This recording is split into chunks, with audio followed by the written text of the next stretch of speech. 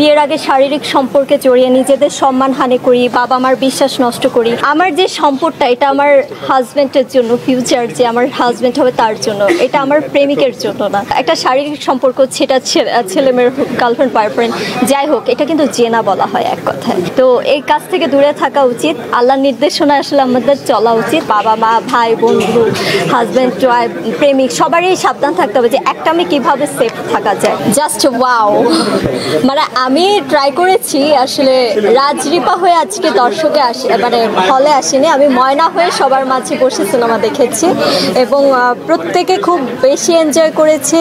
আমি যেখানে হেসেছি তারাও হেসেছে। মানে আমি অ্যাক্টিং নিয়ে যেই গেমটা খেলেছি সেটা আমি আসলে আমার মনে হয় যে অনেকখানি পেরেছি, যেহেতু সবাই অনেকে আমার প্রশংসা করেছে এবং বলল যে আমরা ইন্ডাস্ট্রিতে আরও একজন ভালো অভিনেত্রী পেলাম।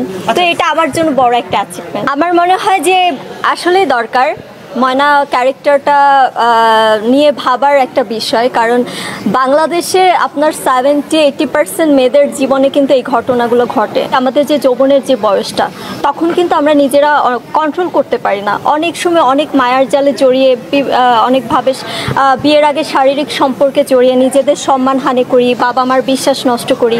কিন্তু বয়সের একটা সময় আমি ফিল করি যে আমি যে সময়টায় প্রেম করেছিলাম, যে সময়টা আমি আমাকে অন্যের মাঝে দিয়েছিলাম, সেটা আসলে আমার একটা ভুল সময় ছিল। মানে এই চিন্তাধারা থেকে আসলে আমাদের বুঝতে হলেও ময়না সিনেমা দেখতে হবে, কারণ ময়না কিন্তু একটা সময় যে নিজেকে রিয়ালাইজ করে যে আমি জীবনে যাই করেছি সেটা ভুল ছিল। তো ময়না যে ক্যারেক্টারটা, গল্পটা, এটা কিন্তু রিয়েল একটা স্টোরি।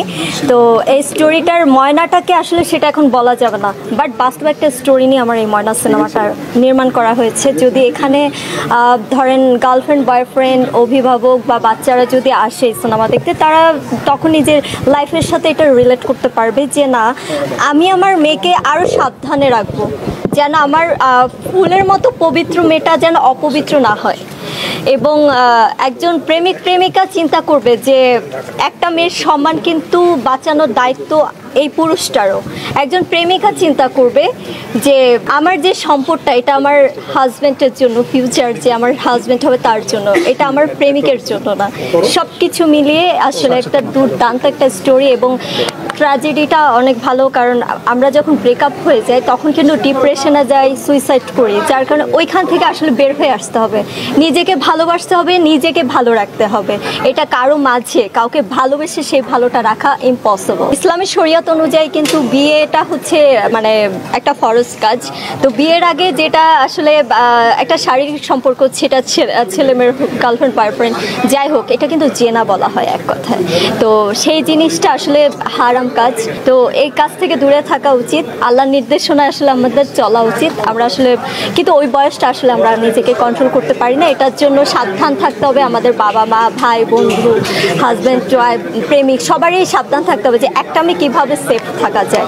আমার সেফটি কিন্তু আপনার হাতে, বা খোকন ভাইয়ের হাতে, বা আমার পরিচালক বা আমার হিরো যারাই আছে, তারা যদি সুযোগ না নিয়ে যদি সুবিধা নিতে যায়, তাহলে তো আমি বাবা মা কখনোই চায় না তার মেয়ের গায়ে একটা ফুলের টোকা পড়ুক।